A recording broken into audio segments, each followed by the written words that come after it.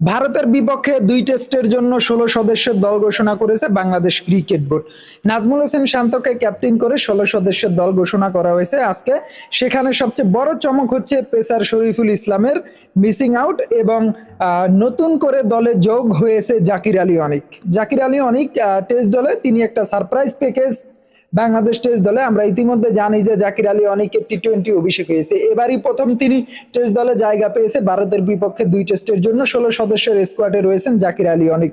সবচেয়ে বড় চমক বলতে এই দুইটি চমক, সেটা হচ্ছে পেসার শরীফুল ইসলামের ইনজুরির কারণে মিসিং আউট এবং জাকির আলী অনিকের ইনক্লুড ১৬ সদস্যের টেস্ট দলে জাকির আলী অনিক আছে। এছাড়া পাকিস্তানের বিপক্ষে যারা খেলেছিল তারা প্রায় সবাই আছে, একমাত্র শরীফুল ইসলাম বাদে। ইনজুরির কারণে মূলত শরীফ এই সিরিজটা মিস করবে।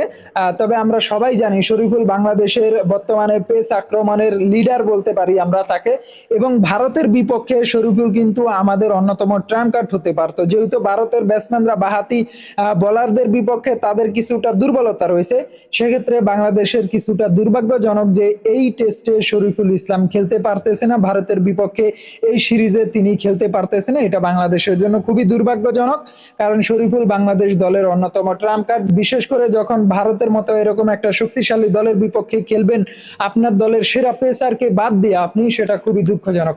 তবে যাই হোক, প্রিয় দর্শক, আপনারা আপনাদের মূল্যবান মতামত দিয়ে জানাবেন যে ভারতের বিপক্ষে ২ টেস্টের জন্য বাংলাদেশ ক্রিকেট বোর্ড তারা যে নাজমুল হোসেন শান্তকে অধিনায়ক করে যে ১৬ জনের স্কোয়াডটা দিয়েছে সেটা আপনাদের কাছে কিরকম লাগলো, বা কাকে নেওয়া যেত কাকে বাদ দেওয়া যেত, সেটা আপনাদের মূল্যবান মতামতটা কমেন্ট বক্সে জানাবেন।